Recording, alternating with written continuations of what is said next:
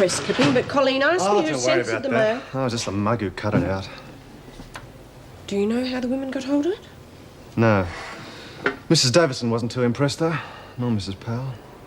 Well, Colleen's going through a bad time at the moment. And when Carol Lewis gets here, it'll only get worse. I've had that experience myself. You have? Yes.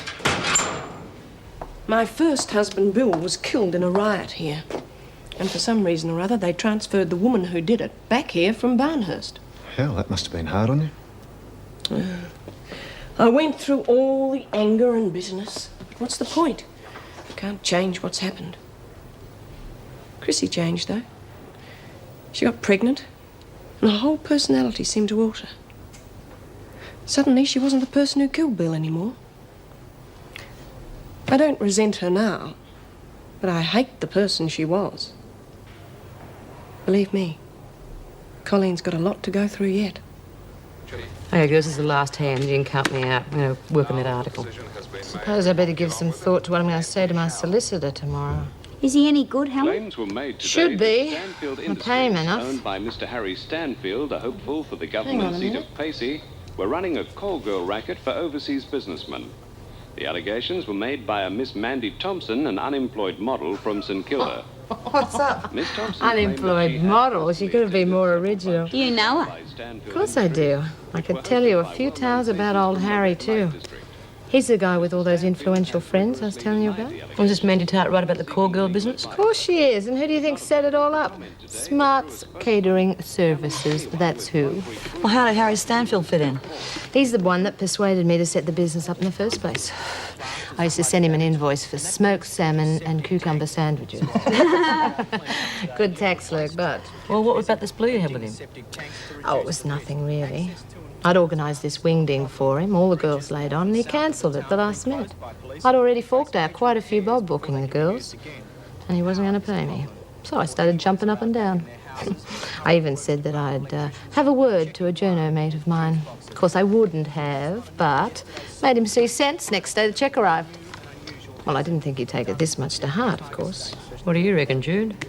Well, it seems fishy to me. What? Haven't you been watching the news? And no, they don't give you a television in solitary. And the only thing I read in the papers are the funnies. Well, your Mr. Stanfield has been playing Mr. Squeaky Clean Nice Guy because he wants to get himself voted into Parliament. That's right, love. For all his friends in high places, he could have set you up just to get you out of the way. Listen, how'd your article go?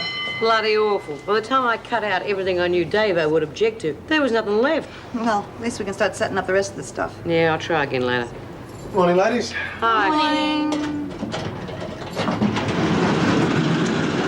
Everyone to work, except you, Smart. Your solicitor's here to see you.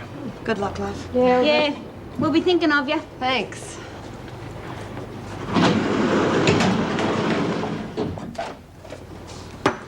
Good morning, Miss Smart.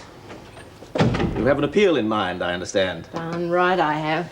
Well, we will have to have a reason to appeal. You realize that? Some fresh evidence or a valid reason to claim a mistrial, something of that nature? Well, I told you that I was set up in the... You did indeed. You did indeed.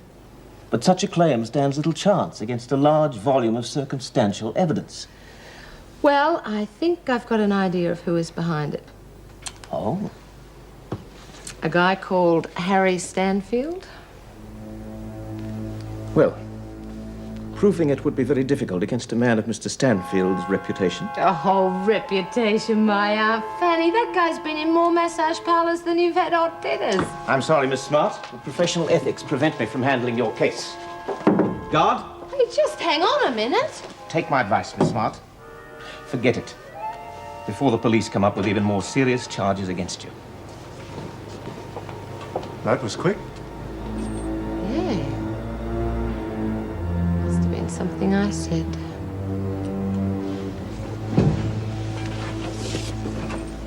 We've been expecting you. Put your things on that bench over there.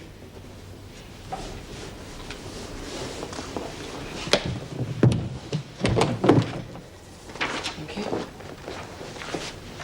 Right, stand on that white line.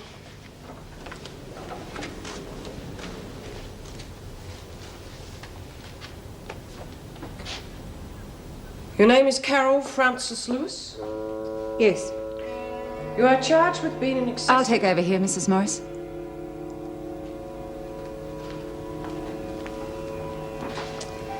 I'm the Deputy Governor, Lewis. My name is Powell. He used to give me roses. I wish he could again. But that was on the outside, and things were different then. On the inside, the sun still shines, and the rain falls down. But the sun and rain are prisoners too when morning comes around. Last night I dreamed we were together, sharing all the love we'd known, till I had to face the night.